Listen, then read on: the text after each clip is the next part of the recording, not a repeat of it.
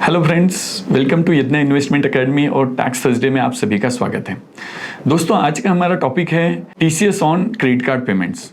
जो foreign payments होते हैं थ्रू क्रेडिट कार्ड, उसके ऊपर टीसीएस के प्रोविजन में क्या चेंजेस आए हैं। तो चलिए दोस्तों, हम इस टॉपिक के साथ आगे बढ़ते हैं। उसके पहले अगर आपने हमारे चैनल को सब्सक्राइब नहीं किया है तो उसको सब्सक्राइब कीजिए और वीडियो को लाइक शेयर करना मत भूलिए। तो चलिए दोस्तों, वीडियो के साथ आगे बढ़ते हैं। दोस्तों, यहाँ पर हम दो चीज़ें देखने वाले हैं। एक तो इनकम टैक्स एक्ट जो कि टीसीएस को गवर्न करता है, जिसके अंडर में गवर्नमेंट ने इस बजट में ये प्रोविजन लाया था कि भाई apart from except for the education and medical, बाकी सारे फॉरेन पेमेंट्स जो एलआरएस के अंडर में आते हैं, उस पर 20% का टीसीएस लगेगा फ्रॉम 1 जुलाई 2023। मतलब 1 जुलाई 2023 से हमारे जो भी फॉरेन पेमेंट्स रहेंगे एलआरएस स्कीम के अंडर में, वो 20% के टीसीएस को सब्जेक्ट टू रहेंगे। तो मतलब उस पर 20% का टीसीएस चार्ज हो जाएगा, किनको छोड़कर, एजुकेशन और हेल्थ छोड़कर। और दूसरा जो है फेमा एक्ट क्यों यहां पर जरूरी है? क्योंकि एलआरएस स्कीम जो है, लिबरलाइज रेमिटेंस स्कीम जो है, वो गवर्न कौन करता है? तो फेमा गवर्न करता है। ये जो $250,000 की जो लिमिट है फॉरेन पेमेंट्स के लिए एलआरएस स्कीम के अंडर में, जो 250,000 की लिमिट है, वो कौन देता है? तो फेमा एक्ट देता है। तो इसीलिए हम दोनों एक्ट के कॉम्बिनेशन में हम चलेंगे आगे कि भाई फेमा एक्ट क्या बोल रहा है, इनकम टैक्स एक्ट क्या बोल रहा है, और इसके अंडर में क्रेडिट कार्ड के पेमेंट जो हो रहे हैं फॉरेन पेमेंट, उसके ऊपर में क्या बदलाव आए हैं। तो चलिए दोस्तों, हम देखते हैं कि भाई फेमा एक्ट अभी 2 दिन पहले जो फेमा में चेंजेस आए हैं, गवर्नमेंट ने ये किया कि भाई फेमा के अंडर में रूल 7 था करंट अकाउंट ट्रांजैक्शन रूल्स के अंडर में जो रूल 7 था उसको अबॉलिश कर दिया, उसको हटा दिया। उसके कारण से इफेक्ट ये हो गया कि भाई अब तक जो credit card, international credit card के पेमेंट, जो क्रेडिट कार्ड यूज होता था आउट ऑफ इंडिया, जब हम फॉरेन टूर पे हैं, कहीं पर भी बाहर घूम रहे हैं, उस समय में इंटरनेशनल क्रेडिट कार्ड अगर यूज होता था तो वो एलआरएस लिमिट के अंदर में अभी तक आता नहीं था। अभी तक वो आउटसाइड लिमिट था। मतलब वो कितना भी यूज करो, हम क्रेडिट कार्ड की जितनी लिमिट है उतना हम यूज कर सकते थे। वो एलआरएस स्कीम के अंडर में, एलआरएस लिमिट के अंदर में $250,000 की लिमिट में आता नहीं था।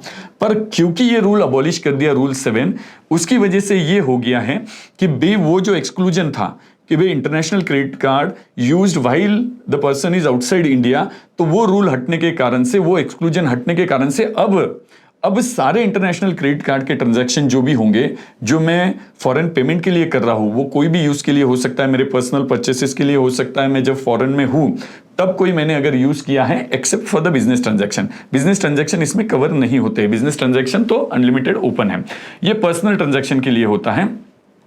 तो इंटरनेशनल क्रेडिट कार्ड अब मैंने फॉरेन में भी यूज किया है तो भी वो टीसीएस की लिमिट में आ जाएगा, क्योंकि वो अब एलआरएस के अंडर में आ गया है। और जो एलआरएस के अंडर में है उनको इनकम टैक्स वालों ने 2061G, सेक्शन 206C1G, ये जो प्रोविजन है, ये जो सेक्शन है, उसके अंडर में उन्होंने ऑलरेडी सारे एलआरएस के ट्रांजैक्शन को कवर किया है।